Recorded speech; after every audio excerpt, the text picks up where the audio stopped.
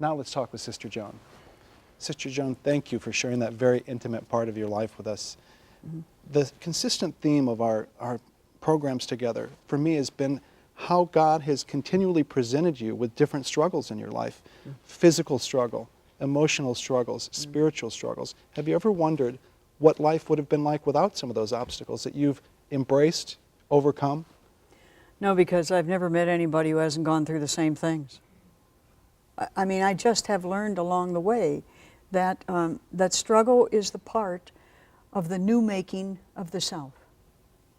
It's that step over point in your own life when you say, well, not this, but then this. I mean, it's so modeled. You know, look at the older people in your family. Ask yourself, or your grandmother and your grandfather, your aunts and your uncles, when they start telling those wonderful old stories that the kids roll their eyes at and say, da, da, da, da, da, da, they're really telling you about their theology of hope. Yeah. They're really giving you their memories. And if you remember the first time you heard the stories, you said, how did you do that? Yeah. How did you walk 10 miles to school? Through the snow. Yeah, yeah. Don't forget the through the snow thing, barefoot, right? Barefoot. Yeah, I have to be carried to the bus station, you know? And yet, somehow or other, that out of this, they became this. Out of that, they learned this. Yes, yeah, they've all been there in my, I wouldn't, in a sense, it hasn't been easy. These programs haven't been easy for me. Why? Because I'm uncomfortable. With that kind of a public exposition about suffering, because I've had so much joy in my life. Mm-hmm. I wouldn't ever want anybody to think that my life was nothing but suffering. My life's been every kind of suffering, as has yours. Mm-hmm. And if it's anything, if our lives are anything, any kind of a witness to the people around us, it ought to be that, yes, like you, I have suffered. And look, don't be afraid. Let's go back to the stories of our elders. I was so struck by the power and the love of your Benedictine community that when your mother was ill, not only do you covenant to care for one another, but that they brought your mother into the home to live with you. Is there a sort of prophetic word there to our society about how we in American culture care for our elders, or perhaps don't care for them? Thanks for asking that, Lillian, because I think that's core and key. Most people wouldn't know that Benedictine monasteries in Europe opened the first infirmaries in the world. Why? Because the theology of the time still struggled between life as a process and infirmity as punishment for sin. The monks went out, the sisters went out and picked up dying people in the road and brought them in to their own monasteries to care for them as a sign that God's love follows us all the way to the grave. That sickness, illness is not a sign that we have been cast out by God. When that happened to my mother, I was not in the country, you won't be surprised to hear, and our sisters went to the housing for the elderly complex that I had her in at that time. And she had had oil on the stove. She didn't know it was there. The oil burned black. They thought that it was a fire. As a matter of fact, it was simply, she sat in the middle of it and didn't know what was happening. Our sisters went to the door. They couldn't contact me.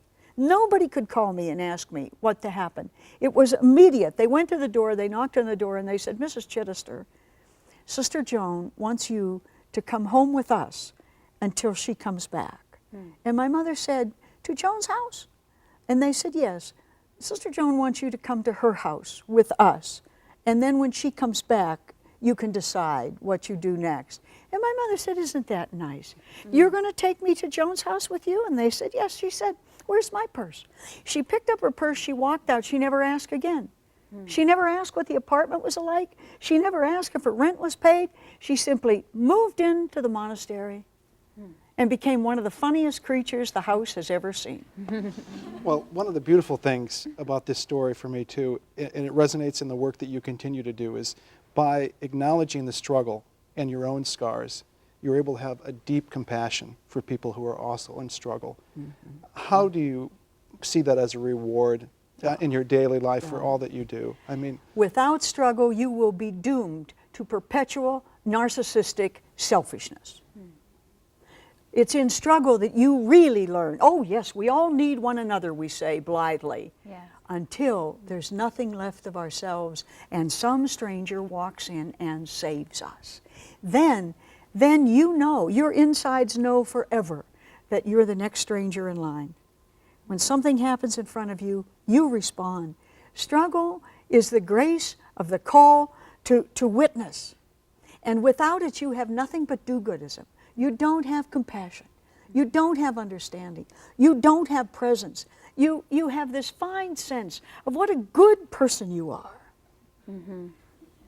but being in that moment and acknowledging the reality of the struggle and what it is for that unique individual. Who saved the man beaten on the road to Jericho? The Samaritan who was the total outcast in society, that nobody wanted to talk to, nobody would touch, nobody would go with.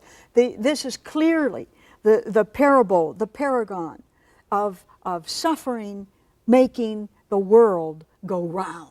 Do you think, Sister Joan, that there's a way in which parents, in their desire to protect their children from suffering and struggle, do their children a disservice? Do I think? I know. I know. I mean, the message I got at home was fight your own battles. Which is very clear thank you. in the walk that you've shown us. No, and I admire that so much about you, because you're not afraid of struggle. You almost seek it out in a way, to embrace it, to show your love for it, to continue to examine what it's going to bring up in you and in your spiritual process. Well, I'm no masochist, I'll tell you. No, certainly not. Yeah. But I mean, yes, you're right about the fact that I think I am quite sensitive to the suffering other. I can see it in their eyes before I see it in their body. I know that people are lost. Having said that, I have to also say I have another memory. In second grade, Sister said, all those of you who want to be a martyr, raise your hand. I'm the only kid in the class who didn't raise my hand. I didn't think it was a good idea then. I don't think it's a good idea now. The fact of the matter is that you take as gift what the pitfalls in your own life are, and if you really grow from them and learn, then you learn that now you're prepared, you see. Now you understand struggle. Now you are prepared to be a presence in the life of the struggling others. So yes, of course you begin to say, where do I belong? Of course you do. thank you for being with us, for sharing your love with us. God bless you, both of you. Thank you.